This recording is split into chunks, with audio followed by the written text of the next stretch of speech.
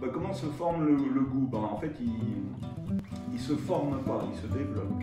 Et en fait, le point de départ, c'est il faut aimer, il faut être amusé, s'il n'y a pas de plaisir, il n'y a pas de vrai goût. Alors, il est bon ou mauvais, après ça dépend de qu'est-ce qui fait plaisir, qu'est-ce qui fait pas plaisir. Mais si on achète ou si on cherche ou qu'on trouve des choses qui surprennent, qui plaisent, qui amusent, à un moment donné, c'est vrai. Quand on choisit, c'est ce qu'on aime maintenant. Alors on se rend compte avec le temps que ce qu'on aimait à 15 ans, c'est pas ce qu'on aime à 30, et pas à 50, etc. Ce qui amusait au début pouvait ne plus amuser. Donc on change. Donc un des plaisirs, en fait, en trouvant les choses au hasard, et en fixant son goût sur quelque chose, en partie, c'est de se connaître soi-même. Donc on ne se forme pas, on vit, moi je suis vivant, mon goût il est vivant.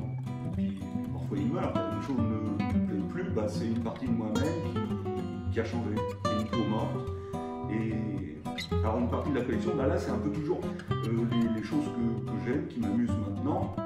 Là dans tout ce que j'ai, alors une partie, il y a des choses qui étaient dans ma famille, comme là il y a un tableau ancien là, ça doit être Sainte-Barbe, qui est la patronne des mineurs, des pompiers. Alors, donc, elle, ça c'est un tableau qui justement avait été trouvé par ma mère dans une brocante à la campagne, qui était assez abîmée, je l'ai fait restaurer. C'est une peinture sur cuivre hollandaise du XVIIIe siècle. La valeur est assez faible. Le cadre, il n'y avait pas du tout ce cadre-là. Ça, le cadre, j'ai trouvé au puce. Alors j'avais la dimension de ma petite peinture. Puis au hasard des promenades, j'avais ça en poche, les dimensions du cuivre. Et puis parce que le cadre avant n'était pas encore beau, enfin, très nul, c'était juste des morceaux de bois. Là, au moins, c'est un vrai cadre. Et quand j'ai trouvé ça, j'étais ravi. On a l'impression que ça a toujours été ensemble. En fait, pas du tout. Donc ça. En fait, là, c'est un cadre d'une brocante de la Virotique. On cherche un cadre. Ça, c'est quelque chose qu'on peut trouver quand même assez fréquemment. On trouve toujours des cadres. Après, on trouve des beaux, des pas beaux. On en trouve surtout qui ne sont pas à la taille qu'on cherche ou qui ne sont pas du tout avec le style de ce qu'on veut mettre au milieu. Et là, vous tournez, vous verrez qu'il y a un cadre qui est blanc. Enfin, à l'intérieur, c'est blanc. Et en fait, ça, c'est un cadre que j'ai trouvé littéralement par terre, dans la rue. Et quelqu'un de la même avenue qu'ici avait jeté ce cadre. Alors il était un peu abîmé, je l'ai un petit peu réparé, mais j'ai assez peu transformé et j'ai presque rien fait. Et quelqu'un a jeté un cadre ancien. Donc, pourquoi les gens font ça? Ça c'est un grand mystère.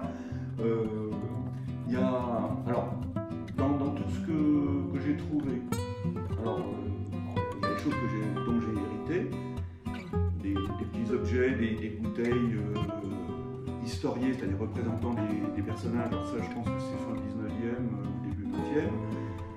Je ne sais pas si c'était des bouteilles qui étaient déjà décoratives ou qui servaient à quoi que ce soit. Enfin là-dessus, il y a beaucoup d'objets. En fait, c'est l'inconvénient des brocantes, c'est que les objets sont nus. Enfin, c'est à la fois bien et pas bien. C'est bien dans le sens où on peut y mettre l'idée qu'on veut, puis c'est pas bien dans le sens où si on dit mais à quoi ça correspondait ou qui l'a fait, ça, la plupart du temps, on n'a aucune explication d'aucune sorte. Ça, c'est l'intérêt de se documenter. Et alors, c'est au début un petit peu l'idée que j'avais, c'était de trouver une chose merveilleuse presque gratuitement et puis de devenir très riche. Donc ça, évidemment, ça s'est jamais produit. Mais par contre, ce qui peut exister, c'est on voit un objet donc on ne comprend rien sauf qu'il vous parle. Là, par exemple, là dans ma sculpture, là, si vous voulez, sur la gauche, il y a au-dessus du grillage, il y a en haut une forme en verre. Ça, c'est un objet que j'ai trouvé dans une boîte en fait, c'est j'ai su après ce que c'était. En fait, c'est des verres qui servent dans les laboratoires de chimie pour faire des expériences. Et ça, au tout début, quand j'ai trouvé, alors moi, ça m'amusait beaucoup parce que ça ressemble à une sorte de sculpture de femme. Enfin, il y a la tête en haut, il y a la poitrine, etc. Donc, c'est stylisé, c'est une sorte de Vénus préhistorique postmoderne. Et alors ça, c'est un objet purement technique, qui est parfaitement fonctionnel.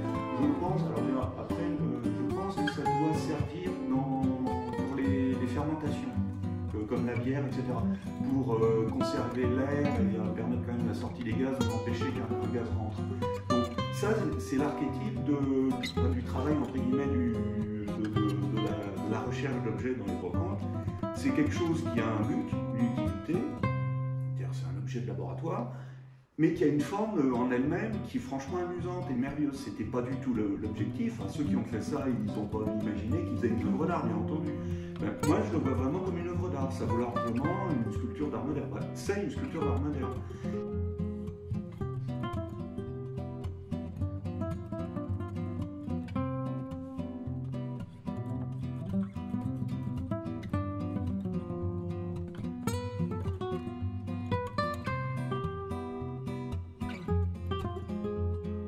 Ça aussi, ça c'est très bien, les plateaux comme ça. Ça, je crois que c'est 15 €, quelque chose comme ça. Et c'est vraiment des prix ridicules. Et c'est moins cher qu'un plateau en plastique. C'est quand même beaucoup mieux, c'est plus solide. C'est très joli ça. Il faut acheter dans les brocantes.